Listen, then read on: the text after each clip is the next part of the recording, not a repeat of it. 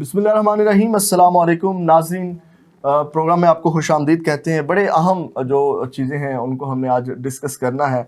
और आपको पता है कि जैसे इमरान खान साहब ने एक बहुत बड़ा बयानिया डेवलप कर लिया है और उस बयानिए की बुनियाद पे वो 2023 का इलेक्शन भी लड़ना चाहेंगे। और ये उन्होंने डेफिनेटली, पता नहीं उनको किसने मशवरा दिया, ये जो बयानिया उन्होंने डेवलप किया, लेकिन उनके लिए नुकसानदा भी होगा। और मैं जब भी बात करता हूँ, मैं कोई पोस्ट करता हूँ, तो बहुत से लोग मेरे ऊपर भी तनकीद करते हैं कि शायद मैं प्रो पाकिस्तान पीपल्स पार्टी या नून लीग हूँ, लेकिन ऐसा नहीं है। मैं खबर ब्रेक करता हूँ, मेरा खबर ब्रेक करने का अपना एक अंदाज़ है। लेकिन इमरान खान साहब के जब मैं ख़िलाफ़ बात करता हूँ तो इसका मतलब ये नहीं है कि मैं दूसरी पार्टियों का साथ दे रहा हूँ, क्योंकि मैं अपनी आवाम के साथ खिलवाड़ नहीं होने दूंगा। खान साहब झूठ बोलेंगे तो मैं कहूँगा कि खान साहब ये झूठ बोल रहे हैं। और इसी तरह अगर नून लीग में या पाकिस्तान पीपल्स पार्टी से भी कोई हमारी कौम के साथ खिलवाड़ करेगा तो मैं उस पर भी बात करूंगा कि ये लोग खिलवाड़ कर रहे हैं। ऐसा नहीं है, लेकिन मेरे ऊपर तनकीद की जा रही है सोशल मीडिया पे, लेकिन उसको खैर हम डिस्कस करेंगे बाद में। लेकिन जो नाज़रीन, इमरान खान साहब ने बयानिया डेवलप किया है उसके ऊपर आसिफ अली जरदारी साहब का हामिद मीर साहब ने कल इंटरव्यू किया। उस पर उन्होंने 2000 उनका इंटरव्यू किया था हामिद मीर साहब ने 7वें माह में, और 2019 में, कोई 3 साल पहले ऑलमोस्ट। तो उसमें जो वो ऑन एयर नहीं हो सका था, तो उसमें जरदारी साहब ने कह दिया था कि हमने खान साहब की हुकूमत को गिराना है और हम उसकी तैयारी कर रहे हैं। और इसका मतलब ये है कि इमरान खान साहब के खिलाफ कोई साजिश नहीं की गई, जो खान साहब ने एक बयानिया डेवलप किया हुआ है। उसके बाद नाजरीन, अगर खान साहब ने 2-4 सवाल पैदा होते हैं, मेरे बड़े भाई हैं मंसूर अली खान साहब, उन्होंने 5-6 सवाल रेज़ किए हैं, बड़े ज़बरदस्त सवाल रेज़ किए हैं जी उन्होंने। वो कहते हैं जी, अगर खान साहब के ख़िलाफ़ साजिश हो रही थी, मैं उसमें से 1-2 जो चीज़ें हैं वो आपके साथ बयान कर देता हूँ कि अगर साजिश हो रही थी तो क्यों ये इत्तेहादियों के साथ जाके मज़ाकरत करने की कोशिश कर रहे थे, क्यों इमरान इस्माइल साहब भागे भागे फिर रहे थे, मारे मारे फिर रहे थे, क्यों खान साहब खुद मुलाकातें करना चाह रहे थे। अगर ये साजिश की जा रही थी तो छोड़ देते उनको। नाज़रीन, इस पे भी हम बात करेंगे। उसके बाद इमरान खान साहब ने रात भी अपने उनका जो जलसा हुआ है उसके चंद पॉइंट्स पे हम बात करेंगे कि हमारे जो पैनलिस्ट हैं या एनालिस्ट हैं वो किस तरह इन चीज़ों को देखते हैं जो उन्होंने रात स्पीच की है। वो जल्दी इलेक्शन करवाना चाहते हैं।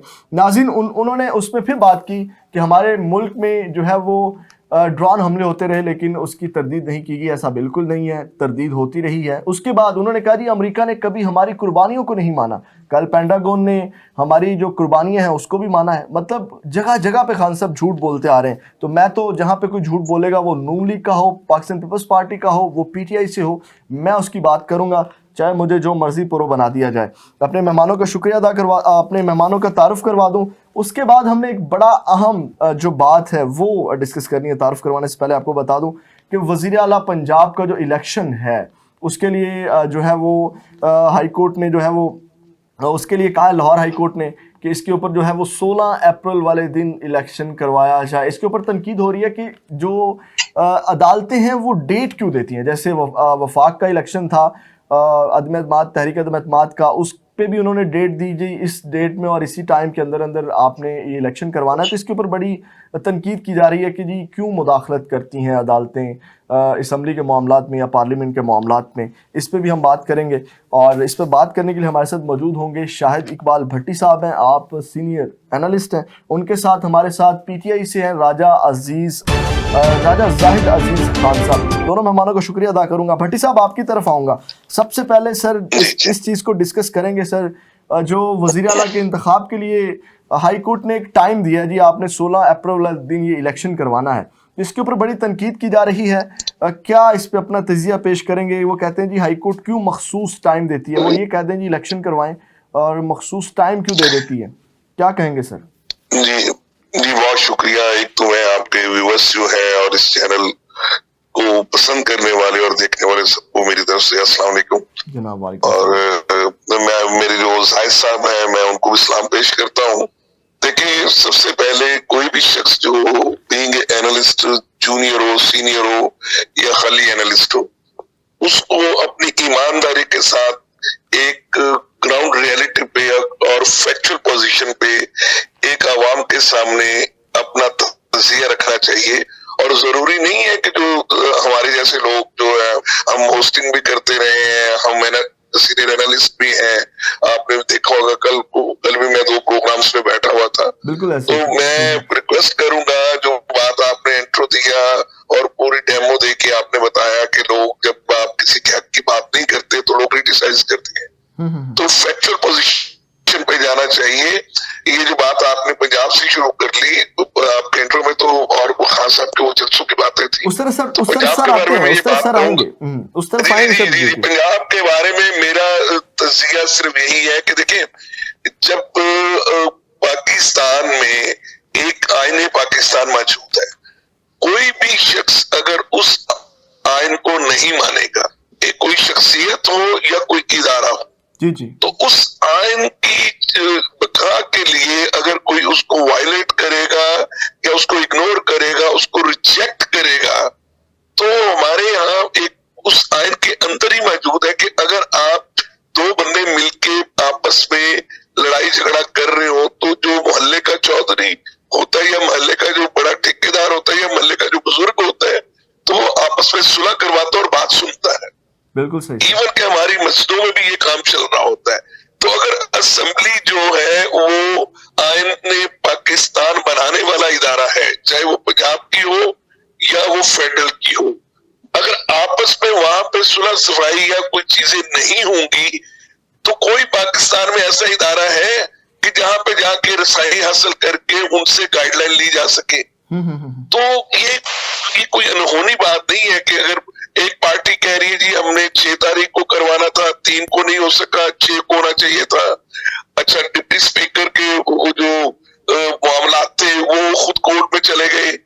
अब जो गवर्नमेंट के हालात चल रहे हैं, इसमें मैं एक ही बात कहूंगा कि गवर्नमेंट ये जो बयानिया बनाया जा रहा है, चाहे वो फेडरल गवर्नमेंट की हद तक तो वो बयानिया मौजूद है कि साजिश हुई है, लेकिन वो बयानिया पंजाब की हद तक मौजूद नहीं है।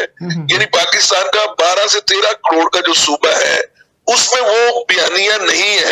हमारी पंजाब की आवाम पे वो बयानिया जो पीटीआई गवर्नमेंट ने बनाया, वो सिर्फ फेडरल गवर्नमेंट की हद तक तो खान साहब उसको लेके चल रहे हैं, लेकिन उसको पंजाब में वो बयानिया नहीं चल रहा है। यहाँ पे कश्मकश चल रही है।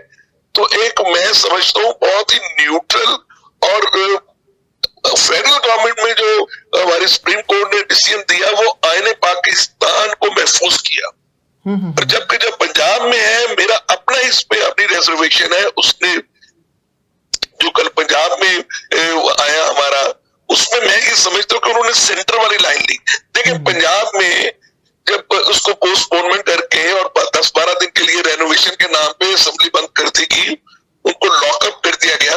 एक तो कॉन्फ्लिक्ट ऑफ इंटरेस्ट है कि अपने परवेज इलाही साहब रात के 12 बजे जरदारी साहब से मिठाई भी खाते हैं, मुबारकबाद भी देते हैं और अगले दिन मिल जाते हैं जाके खान साहब के साथ, ठीक है। और उसके बाद जब इलेक्शन होने लगता है, जब उनको पता है कि ये मैं एग्री करता हूँ कि हमारे यहाँ लोगों को अपनी वफादारी नहीं बदलनी चाहिए, लेकिन यार यहाँ पे तो जिस मुआशरे में हम रहते हैं, क्या हम अपना डिफरेंस ऑफ ओपिनियन अपने वालिदैन के साथ भी रखते हैं, हम मोहल्ले में भी रखते हैं, हम स्कूलों में भी रखते हैं। एक खान साहब का बयानिया क्या है कि हम गुलाम नहीं बनेंगे। अल्लाह ताला को हम मानते हैं, ला इलाहा इल्लल्लाह। ये चीजें वो अमेरिका को तो सुना रहे हैं, लेकिन वो अपने बंदे जो उनके एमएनए एमपी है उन पे ये चीजें वो अप्लाई नहीं कर रहे। क्या वो हम गुलाम नहीं बनेंगे, हम गुलामी कबूल नहीं करेंगे? तो एक एमपी कहता है मैं खान साहब की गुलामी कबूल नहीं करूंगा, मैं उनके बयानी से मुतफिक नहीं हूं, तो वो जहां चाहेगा वोट कर लेगा। अगर वो डी सीट होगा तो उसका फैसला जाके कोर्ट में हो जाएगा। तो आप देखें, ये इतने कंट्राडिक्शन है। जो हमारी लाहौर की अदालत ने जो फैसला दिया, तो उसमें 3 पिटीशंस थी। एक कामिल अली आगा साहब ने की थी, एक डिप्टी स्पीकर ने की थी और एक हमजा साहब ने की थी। अच्छा, उन्होंने डेट तो वही डिसाइड कर ली जो चौधरी परवेज इलाही साहब ने अनाउंस कर रखी थी। ठीक है जी, 6 को नहीं हुआ तो अब 16 को होगा। वो डेट वो उन्हीं पे आ गए। आपस में 2 दिन कोर्ट ने इनको चांस दिया कि आप मिलकर कोई डेट डिसाइड कर ले। देखिए, तो उन्होंने वो बात मान ली कि जो स्पीकर साहब ने कहा हुआ है उसी डेट पे होना चाहिए, क्योंकि वो असेंबली के सेक्रेटरीट से वो इशू हो चुकी है, वो डेट, बात खत्म होगी। दूसरी बात रही है, क्या स्पीकर जो डिप्टी स्पीकर के उन्होंने पार्स को स्नैच किया स्पीकर साहब ने, जो कि खुद एक कैंडिडेट है चीफ मिनिस्टरशिप के लिए, तो उसको उन्होंने रिस्टोर कर दिया आयन को बहाल करने के लिए। तो इसमें कोई इतनी रॉकेट साइंस तो नहीं है। दुनिया अगर थोड़े से हमारे लोग कॉमन सेंस यूज कर लें और हम लगाई बजाई के कामों से निकल जाए, हमारी यूथ जो है, जो कि 65% ऑफ द पॉपुलेशन है, तो मैं ये समझता हूं कि एक काफ लीग जीते, नून लीग जीते, एक स्मूथ ट्रांजेक्शन होनी चाहिए, ताकि मुल्क में जो सबसे बड़ी प्रॉब्लम, हम आटा चीनी, खान साहब जलसों में आटा चीनी महंगाई तो भूल गए हैं, जो कि 12% से ज्यादा है इस मुल्क में। बिल्कुल रमजान का महीना चल रहा है, यानी मैं एक दुख की बात है कि खान साहब जो हम समझते थे एक तब्दीली लाएंगे और उनको 3.5 साल मिले, तो वो उनमें और फिर नवाज शरीफ की गवर्नमेंट में और जरदारी साहब की गवर्नमेंट में कोई फर्क नहीं रहा कि वो 3.5 साल के बाद भी कह रहे हैं कि मुझे कैसे निकाला, और उसके बाद वो कह रहे हैं मुझे कैसे निकालने के बाद मुझे तो सिर्फ 3.5 साल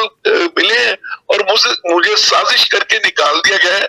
इस पे अलग एक प्रोग्राम हो सकता है। ठीक है, मेरा सिर्फ ये सवाल है कि पंजाब गवर्नमेंट को बनना चाहिए, और मैं ये समझता हूं कि अगर वहां पे फ्लोर क्रॉसिंग का रूल जो आइन में दे रखा हुआ है 60A1 A B और C के मुताबिक, ठीक है, अगर वो लोग फ्लोर क्रॉसिंग करते हैं तो ठीक है, मैं आपकी तरफ दोबारा आता हूं सर। मैं दूसरे गेस्ट की तरफ बढ़ना है। आपने बड़ी जबरदस्त बात एक कही है भट्टी साहब, कि जो ये ला इलाहा इल्लल्लाह का मायने और मतलब बताते हैं और अमेरिका के खिलाफ ये बात कर रहे हैं, ये अपने लोगों में ये बात नहीं लेके आ रहे, जस्ट ये सिर्फ बातों में ही, या कह लें अमली तौर पे के साथ जिसको जो अच्छी चीज लगती है बिल्कुल फेडरल लेवल पे तो कह रहे हैं। राजा जाहिद साहब आपकी तरफ बढ़ूंगा सर। आप बताइएगा, खान साहब ने कहा था कि ग्रीन पासपोर्ट की, पाकिस्तानी पासपोर्ट की बड़ी इज्जत होगी और लोग बड़ी इज्जत की निगाह से देखेंगे, लेकिन खान साहब की वजह से तो ग्रीन पासपोर्ट सर जलाए गए हैं, क्या कहेंगे? बिस्मिल्लाहिर्रहमानिर्रहीम। भट्टी साहब आपका बहुत शुक्रिया। बिल्कुल मेरे दोस्त जो फरमा रहे थे, कुछ हकाइक भी हैं, लेकिन हमें सिर्फ एक सिमत नहीं देखना। बात यह है कि देखिए, दुनिया में बहुत से ममालिक और कौमें ऐसी हैं जो सियासी माशी जवाल की अरूज जवाल से गुजरती रहती है, और हमारा मुल्क बदकिस्मती से आप देखें कि दुनिया के जापान देख लें, मलेशिया देख लें, बांग्लादेश के ममालिक ऐसे कि वहां के हुक्मरानों ने अपने मसाइल को बेहतर करके दुनिया में एक मकाम पैदा किया है। ठीक। लेकिन बदकिस्मती से हमारा मुल्क पाकिस्तान पिछले 30-40 साल में जैसे हालात जो गुजर रहे हैं कि आप फरमा रहे हैं कि जैसे मेरे दोस्त कह रहे हैं कि नवाज शरीफ सरदारी और इमरान खान की गवर्नमेंट के डिफरेंसेस नहीं हैं, तो मैं सिर्फ इतना ही कहना चाहूंगा कि जिस तरह से पहली हुकूमतें जाती थी और उसके बाद पूरी दुनिया में और पाकिस्तान में आवाम का क्या हाल होता था, और क्या आज जिस तरह से गवर्नमेंट इमरान खान साहब की गई है, तो आलम मगरब में हमारे जो ओवरसीज पाकिस्तानी हैं उनकी कंडीशन देख लें, वहां के उनका रिस्पांस देख लें, उनका एहतजाज देख लें। क्या लाइफ में कभी 70-73 बरस में ऐसे भी कभी हुआ है? ये है वो फर्क है जो हमें पुरानी गवर्नमेंट्स और इस गवर्नमेंट्स में नजर आया। और दूसरी बात जो आईने पाकिस्तान की उन्होंने कही है कि सुप्रीम कोर्ट आईने पाकिस्तान को महसूस करते हुए उन्होंने, ठीक है, हम ये नहीं कहते कि उन्होंने सही किया गलत किया, आइन की बात किया, और रात को 12 बजे भी अगर अदालत लग सकती है तो शायद कोई ऐसा कानून हो, लगनी चाहिए। जाहिर साहब, हमने चीजें प्रोग्राम में बहुत सी चीजें कवर करनी होती हैं, टाइम कम होता है सर। मैंने सवाल ये किया है कि पाकिस्तान में इज्जत होनी थी पासपोर्ट की खान साहब की वजह से, लेकिन पासपोर्ट जलाए गए और खान साहब ने उसकी मजम्मत भी नहीं की रात जलसे में। गुलाम रसूल, जरा जाहिद साहब से मेरा एक क्वेश्चन जरा पूछ लीजिएगा। मैं खुद ओवरसीज रहा हूँ और मेरी फैमिली अभी भी ओवरसीज में है। मुझे ये बताएं कि 22 करोड़ को देखना है या 1 करोड़ जो बाहर खुशहाल पाकिस्तानी बैठे हैं, जो कभी भी अपना पासपोर्ट, जो पुराने पासपोर्ट वो जला के हमें बर्न कर रहे हैं। और ये तो अमेरिकन पासपोर्ट जलाए ना, जिसको खान साहब गाली दे रहे हैं, और अमेरिकन एम्बेसी के बाहर जाके एहतजाज करें, मुरासला दें उनको जाके वहां पे, और अपने सारे पाकिस्तानी जो अमेरिका में बैठे हैं, जो फंड रेजिंग के, देखें जाहिर साहब मेरे लिए बड़े मोहतरम हम भाई हैं, हम डिफरेंस ऑफ ओपिनियन रख सकते हैं। खान साहब का इशू कुछ और है, आरिफ नकवी साहब का इशू है, जिनको अमेरिका ने अरेस्ट किया हुआ है और खान साहब के साथ उनके मुरासिम थे, और वो उस इशू को भट्टी साहब आपका सवाल आ गया। खारजा पॉलिसी को मुल्क की खारजा पॉलिसी को क्रिटिसाइज करने के लिए मैं खान साहब को लाने में हम लोगों ने बड़ी कोशिश की कि अलग क्लियर हो जाए तो फिर ठीक है। राजा साहब रिस्पॉन्स कीजिएगा। एक मैंने सवाल किया, भट्टी साहब ने बड़ा अच्छा सवाल रेज किया है, पाकिस्तान पासपोर्ट जलाया गया, अमेरिका का झंडा क्यों नहीं जलाया गया, या उनके पासपोर्ट या उनके जो ग्रीन पासपोर्ट है वो क्यों नहीं जलाया गया? अमेरिकन नेशनैलिटी छोड़ के वो सारे पाकिस्तानी। जी, बड़ा वैलिड सवाल है, बड़ा वैलिड सवाल है जी। राजा थोड़ा सा मुझे सिर्फ थोड़ा सा जो पहले क्वेश्चन हो चुके हैं, सुप्रीम कोर्ट ने आईने पाकिस्तान को महसूस करने के लिए, मतलब सिर्फ ये मैं इतना कहना चाहूंगा कि देखें कि आईने पाकिस्तान एक है, दो नहीं है। अगर इसको देखा जाए कि आईने पाकिस्तान उसको महसूस करते हुए रात को 12 बजे और इतवार को भी अदालतें लग सकती हैं, तो वो जो मॉडल टाउन के 16 लोग शहीद हुए हैं, उसकी जो बच्ची बिस्मा हर रोज सुप्रीम कोर्ट में धक्के खा रही है, क्या सो मोटो एक्शन उसके लिए नहीं लेना चाहिए था?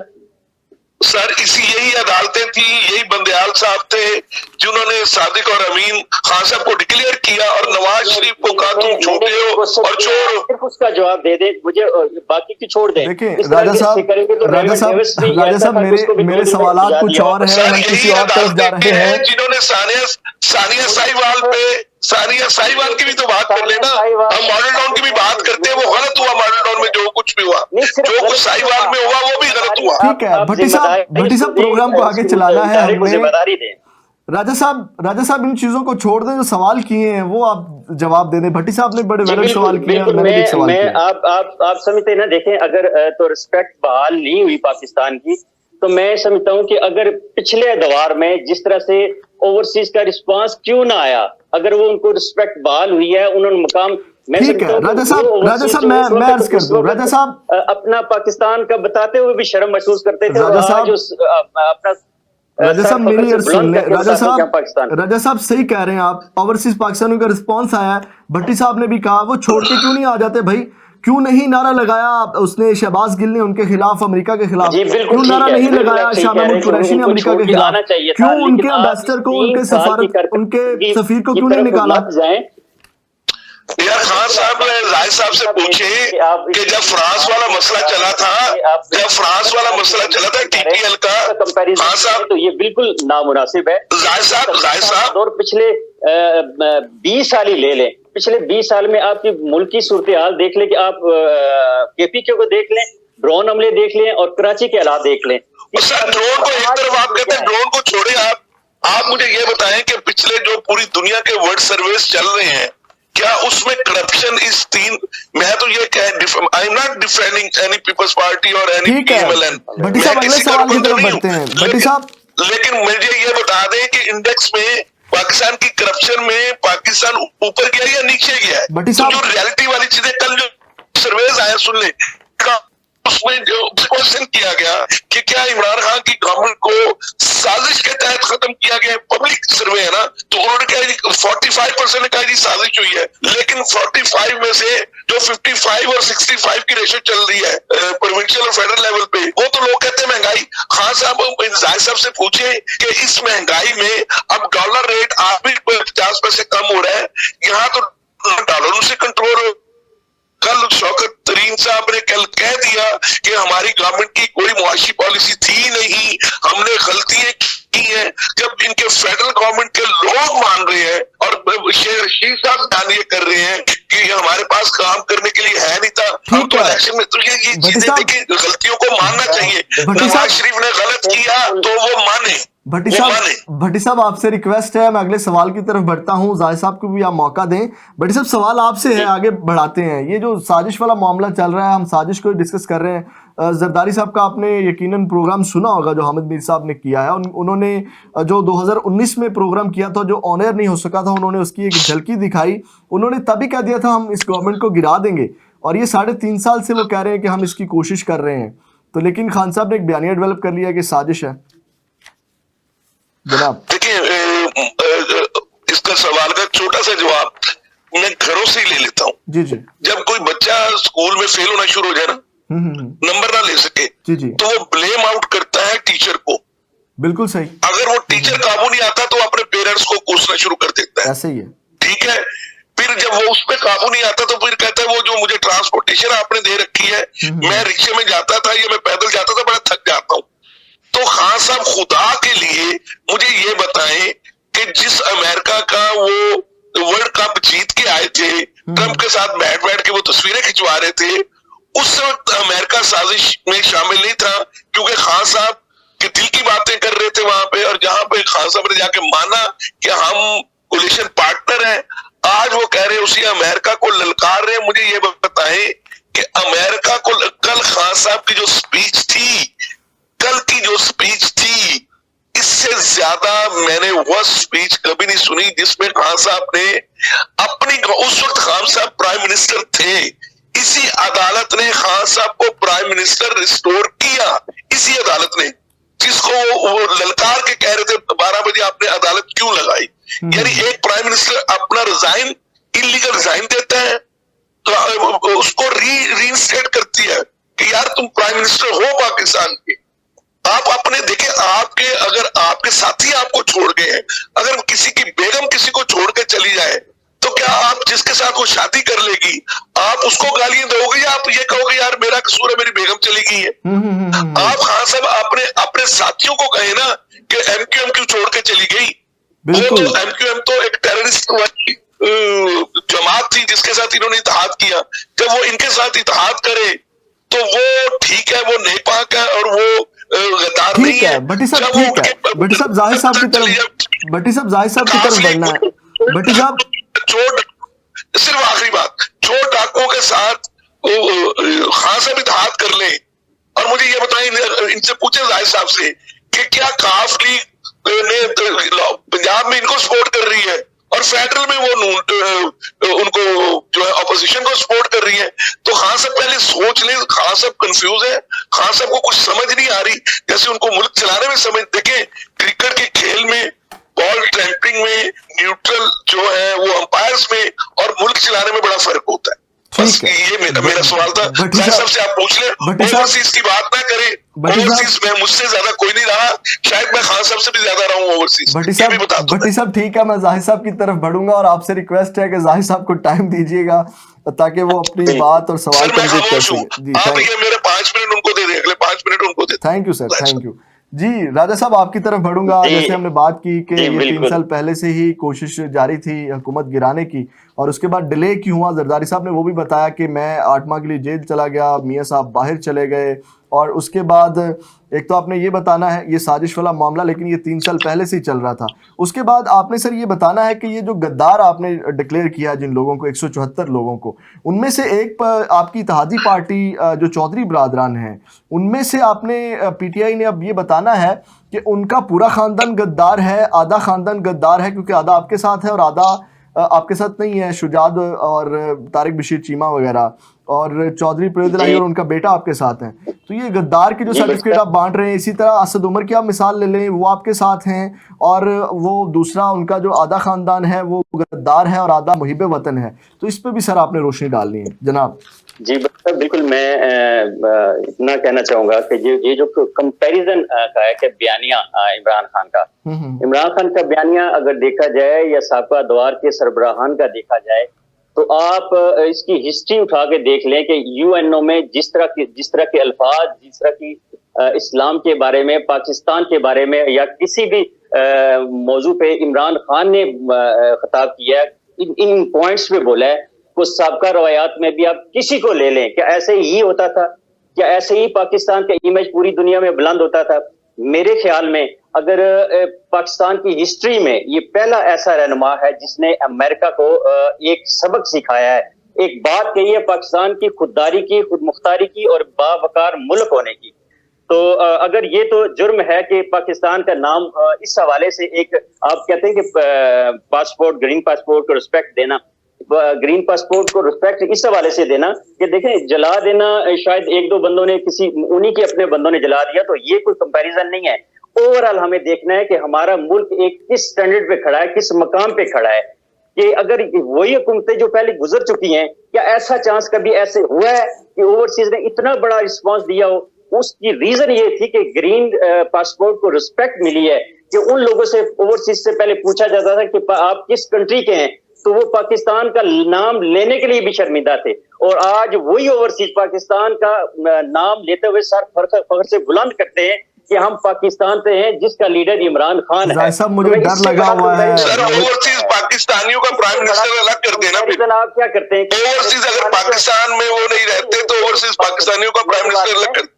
देखिए 2-3 साल में ऐसा होता नहीं है कि जिनके 50 साल से आपने उनको फेंका हुआ। ठीक है जाहिद साहब जो आपने जाहिद साहब आपकी एक साल में भाग जाता था। जाहिद साहब आपके लीडर ने जाहिद साहब आपके लीडर ने गद्दारी के सर्टिफिकेट बांटे हैं सर, उसकी जरा एक्सप्लेन कर दें। आधे आधे लोग हैं, असद उमर और जुबैर का आप लगा लें, वो आधा खानदान गद्दार और मुहिब वतन है, इसी तरह चौधरी बरादरान और इसी तरह दूसरा। बिल्कुल मैं बिल्कुल। और मेरा सवाल एक और ऐड करवा लेंगे, लास्ट सवाल होगा, फिर भट्टी साहब की तरफ भी आऊंगा। और पंजाब के लोग गद्दार नहीं है और फेडरल यानी एमएनए सारे गद्दार है और पंजाब के एमपीएस जो इनके साथ है वो गद्दार नहीं। क्वेश्चन है ना, ये क्वेश्चन जो आपने कहा है बिल्कुल बड़ा ही अच्छा क्वेश्चन है। मैं आपको कहता हूँ कि एक खानदान आधा उधर है और आधा इधर है जी।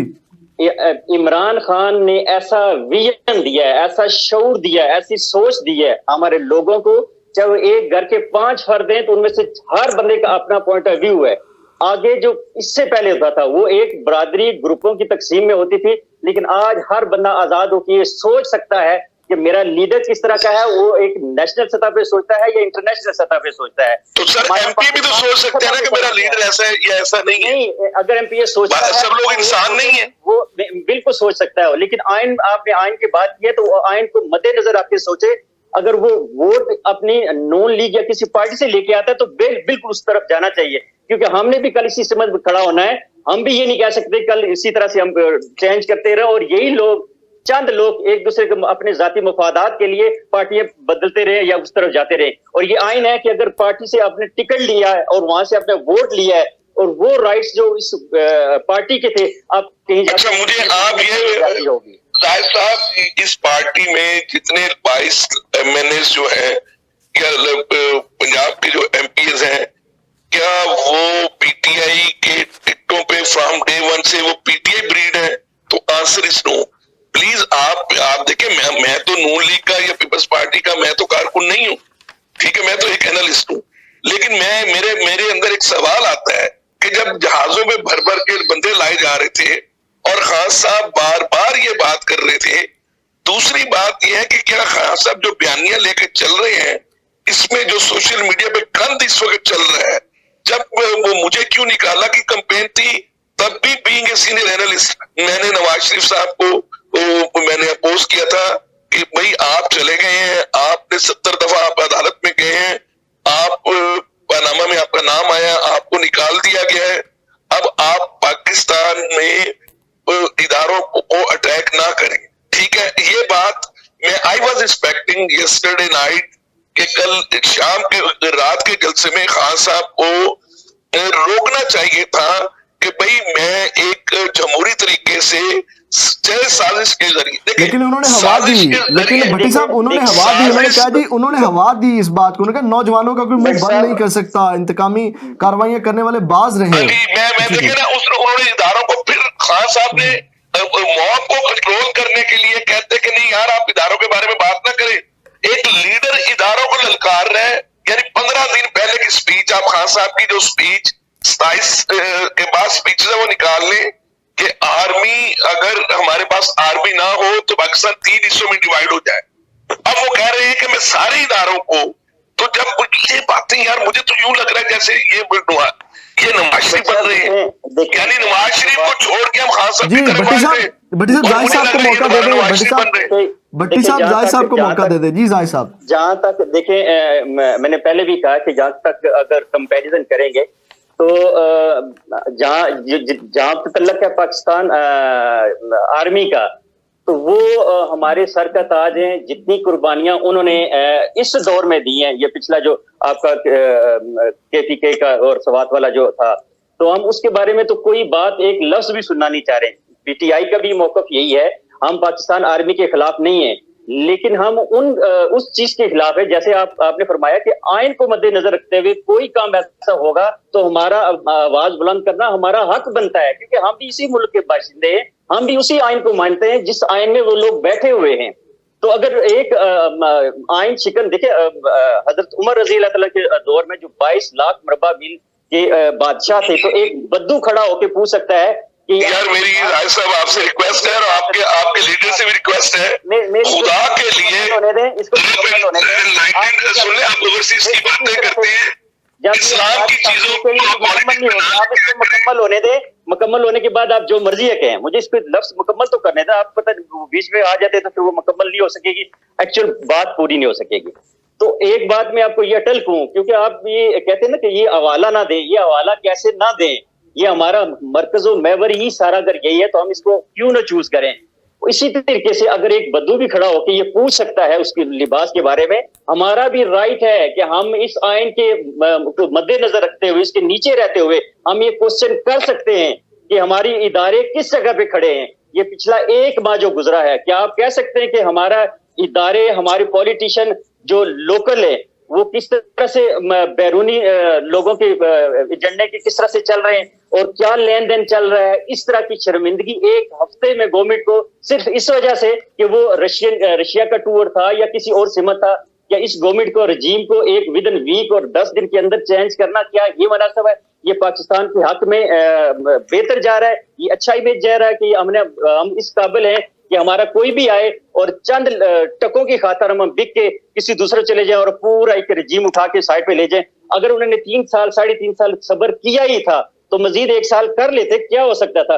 40 साल पिछले गुजरे, उन्होंने तबाही और बर्बादी कर दी है, तो 1 साल में वो कौन से कर लेंगे? आप देख लेंगे। आपने पिछला जिक्र किया कि डॉलर का, अब देखिए मुशर्रफ के जमाने में डॉलर कितना था और उस नवाज शरीफ के जमाने में डॉलर कितना चला गया था। इसी तरीके से अब ये 1 साल आए, ठीक है जाहिर साहब, प्रोग्राम का वक्त, और देखिए कि इसने कंट्रोल जाहिर साहब ठीक है, प्रोग्राम का जो वक्त है वो सर कम है। जैसे आपने कहा कि 10 दिन में हुकूमत चेंज हो गई, सर ये 10 दिन में नहीं चेंज हुई। जी भट्टी साहब कुछ कहना चाहेंगे आप? देखिए मैं राय साहब छोटे भाई है, मेरी एक रिक्वेस्ट होगी कि ये फैक्चुअल पोजीशन पे बात करनी चाहिए। मैं फिर कह रहा हूं कि खान साहब ने सेहत कार्ड लॉन्च किया, पूरी अपोजिशन इसके अगेंस्ट है, मैं उसके हक में हूं, बड़ी अच्छी चीज है। डिजिटल अकाउंट, रोशन डिजिटल अकाउंट खोला, मैंने उसको पसंद किया। खान साहब ने छोटे घरों के लिए मॉर्गेजेस का काम करवाए, मैं एग्री करता हूँ कि ये काम हुए, लेकिन खान साहब जितना झूठ बोलते हैं सुबह से लेकर शाम तक, मैं एक झूठ के साथ तो एग्री नहीं कर सकता। मेरे भाई वही, मैं मेरे वालिद साहब ओवरसीज रहे हैं, मैं ओवरसीज रहा हूँ, मेरे भाई खान साहब अपनी खान साहब अवाम की बात करते हैं, किस अवाम की बात करते हैं? खान साहब ने 4 करोड़ जो पाकिस्तान में बैठे हुए हैं, गुर्बत की लकीर से नीचे चले गए हैं, 2 करोड़ और 4 करोड़ एच पे चले गए हैं। खान साहब ने उनको तो लंगर खानों पे और एहसास प्रोग्राम में सुन ले, एहसास सुन ले, मेरी बात तो सुन ले। 3 सालों में सिर्फ गए, पिछले 40 साल में वो बोझ। यार ये बैगिंग क्यों कर रहे हैं? Beggars are not chooser. ये तो शहबाज शरीफ ने मैं समझता इंतहाई घटिया लफ्ज कह दिया, ये मैं कह रहा हूँ शहबाज शरीफ साहब ने, यानी मिसाल देनी भी नहीं आई शहबाज शरीफ साहब को। भाई मैं उनका इम्प्लाई नहीं हूँ शहबाज शरीफ साहब का, ठीक है, लेकिन बात यह है कि क्या आप इमरान खान के इम्प्लाई हैं? मुझे ये बताएं कि खान साहब ने किया क्या है? आप कह रहे हैं 1.5 साल और इंतजार कर लेते हैं। भाई क्यों इंतजार कर लेते हैं? इनकी माशी पॉलिसी ठीक नहीं है, क्यों महंगाई टॉप पे पूरी दुनिया में। ठीक है भट्टी साहब, प्रोग्राम का वक्त खत्म हो गया। भट्टी साहब प्रोग्राम का वक्त खत्म हो गया। उनके जिम्मे कर रहे हैं जिन पे फर्दे जुर्म आयद है, वही डाकू वही चोर आ रहे हैं, तो आप वो अभी आप खान साहब से कहें अपना इलेक्शन कमीशन में, और सुन तो ले मेरे भाई, मेरी बात तो सुन ले। क्या एमक्यूएम वालों पे ये सारी चीजें जिनको उन्होंने अपना साथी में, एमक्यूएम वालों पे केसेस नहीं है? आप बताएं मुझे। बिल्कुल है, बिल्कुल है। चौधरी साहिबान पे केसेस नहीं है? आप बताएं नहीं है? ठीक है, क्या खान साहब जब प्राइम मिनिस्टर बने थे? ठीक है, प्रोग्राम का नाज़रीन जो वक्त है वो खत्म हुआ जाता है। अपने दोनों मेहमानों का मैं शुक्रिया अदा करूंगा। शाद इकबाल भट्टी साहब आपका बहुत शुक्रिया, राजा जाहिद अजीज खान साहब आपका बहुत शुक्रिया सर वक्त देने के लिए। नाज़रीन आपने मेहमानों की गुफ्तगू सुनी, जैसे अभी लास्ट पे राजा जाहिद साहब ने बात की कि जनाब ये जो जितने भी लोग हुकूमत में आ रहे हैं वो जनाब ज़मानत पे हैं या केसेस चल रहे हैं। तो इस चीज़ को भी हमने डिस्कस करना था कि अगर इनके ऊपर केसेस चल रहे हैं तो केसेस उस वक्त भी चल रहे थे जब ये लोग अपोजिशन में थे, तो क्यों खान साहब ने इनके साथ हुकूमत बनाई, क्यों इनके साथ असम्बलियों में बैठते थे और क्यों इनकी अपोजिशन में रह के उन्होंने हुकूमत बना के काम किया। नासिन बहुत सारे सवालात जन्म लेते हैं, खान साहब ने जो बयानिया डेवलप किया है जिस पे वो काम कर रहे हैं, बहुत से सवालात जन्म लेते हैं। तो फिर गपशप करेंगे, लेकिन अब प्रोग्राम का वक्त ख़त्म हो गया क्योंकि बहुत सी चीज़ें अभी और डिस्कस करने के लिए रह गई थी, लेकिन इसको हम फिर डिस्कस कर लेंगे। अपना बहुत ज़्यादा ख्याल रखिएगा, फीडबैक ज़रूर दीजिएगा। अल्लाह निगहबान।